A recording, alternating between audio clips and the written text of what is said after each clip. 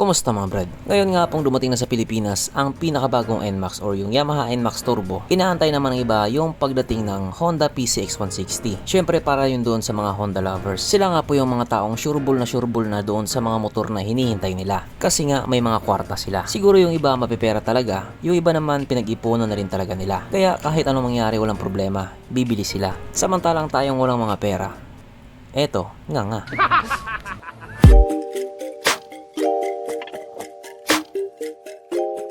Pero syempre bago tayo magpatuloy, kung bago ka pa lamang napadpad dito sa aking walang kwentang channel, huwag ka nang subscribe. So yun na nga, kung isa ka nga po doon sa mga tao naghihintay sa Honda PCX 160 kaso lang walang pambili, mas maganda siguro magpalit ka na lang ng ibang brand. Yes po, marami pa namang ibang brand dyan na swak para sa'yo. At nandun pa rin yung style na gusto mo. Gusto mo ng PCX 160 kaso lang alanganin ka sa budget, huwag kang magalala. Kasi nandyan naman ang CF Moto 150SC. Yung pormahan niya hindi na rin nagkakalayo doon sa PCX 160. Pero pagdating sa presyo, ang layo ng agwat nila. Oo, hindi pa natin alam kung magkano yung magiging presyo ng Honda PCX 160 dito sa Pilipinas. Kasi nga, wala pa naman siya. Pero kasi alam naman natin na medyo pricey talaga yung brand na yan. Kung titignan kasi natin yung presyo ng NMAX Turbo dito sa Pilipinas na nagkakalaga ng 175,900 pesos at 155,900 pesos, panigurado hindi rin bababa yung magiging presyo ng PCX 160 dyan. Na kapag nagkataon, pricey nga talaga. Na kung ikukumpara mo nga dito sa presyo ng CF Moto 150SC na nagkakalaga naman ng 119,800 pesos, ang layo talaga ng agwat nila. Murang-mura itong motor na ito kung ikukumpara sa mga top brand. At ang malupit pa nga po dito sa motor na ito, hindi po siya tinipid sa mga features. Full pack po ang motor na ito. Na para nga po sa akin yung presyo 119,800 pesos, hindi ka talaga lugi. Pero syempre ang concern naman ng mga tao kasi nga ito nga po ay made in China. Kumusta naman ang quality niya? Kumusta naman performance niya? Pasado nga ba? Well, ayon naman doon sa mga taong may ganitong brand, okay naman daw. Pasado naman daw. Pero may mga ilan-ilan din naman na hindi satisfied. Siguro mataas lang din yung expectation nila. Pagdating po kasi sa mga made in China, what you pay is what you get. Bibili-bili ka ng made in China tapos in-expect mo yung quality pang Honda. Bagong ko ng ulo ni Bro. Kaya dahil dyan, pag-usapan na lang natin kung ano meron sa motor na ito at kung gaano nga ba talaga siya kaganda. So ito nga po ang CF Moto 150SC na mayroong 149.6 cubic centimeter engine displacement, 4-stroke single cylinder, single overhead cam with 2 valves. So hindi nga po katulad doon sa NMAX at PCX, ito po ay naka 2 valves lang. Pero malay natin, pag nagtapat sila makaisa siya, baka mag-iyakan yung iba. Tandaan nyo, Pinoy yung nakasampa. Fuel injected at syempre ito po ay naka-liquid cooled. Kaya hindi po siya panis sa Honda Click 125.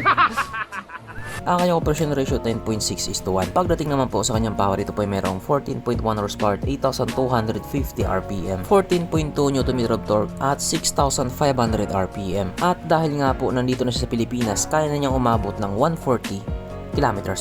Pero doon sa China, 108 lang yung top speed niya. Syempre, ibang usapan na kapag Pinoy na nakasampa.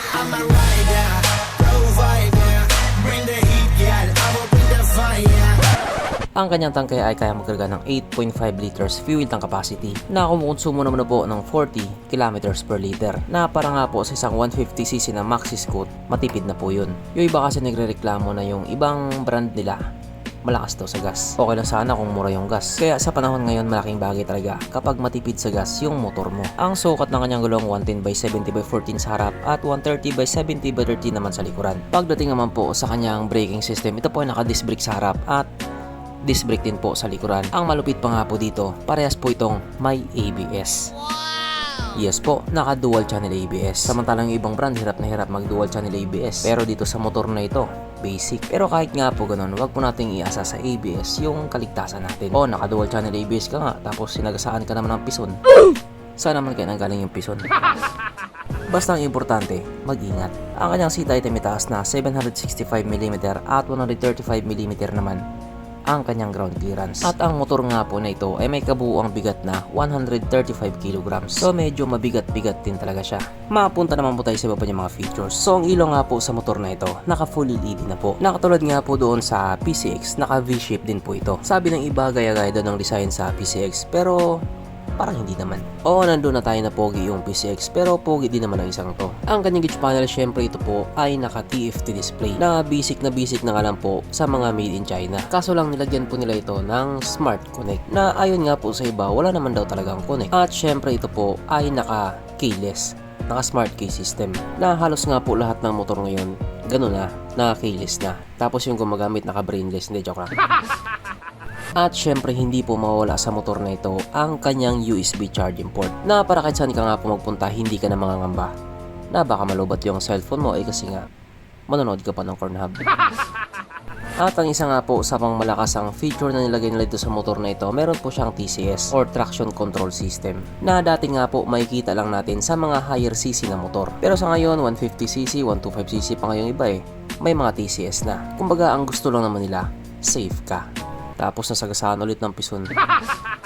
Pero dito, safe na safe ka talaga. Sapagkat nandito na nga po tayo sa exciting na part, ang kanyang mga suspension. So sarap ang bahagi nga po ito ay ginamitan ng telescopic fork. At sa likuran naman ito po ay gumagamit ng dual shock absorber na ayon nga po sa mga taong nakagamit sa motor na ito, maganda ang bounce.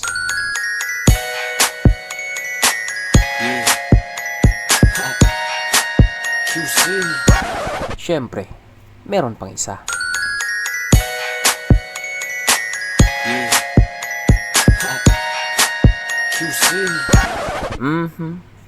Panigurado. Wala na namang nalungkot.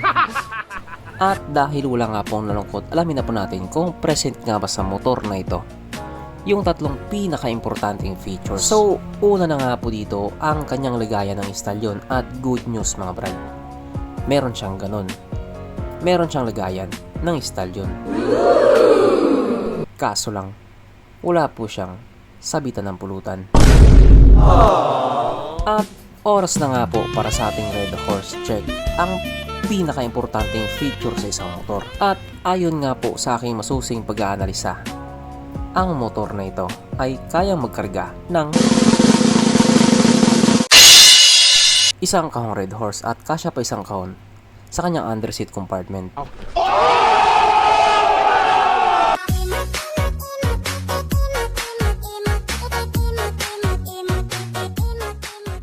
So therefore ang motor na ito ay recommended.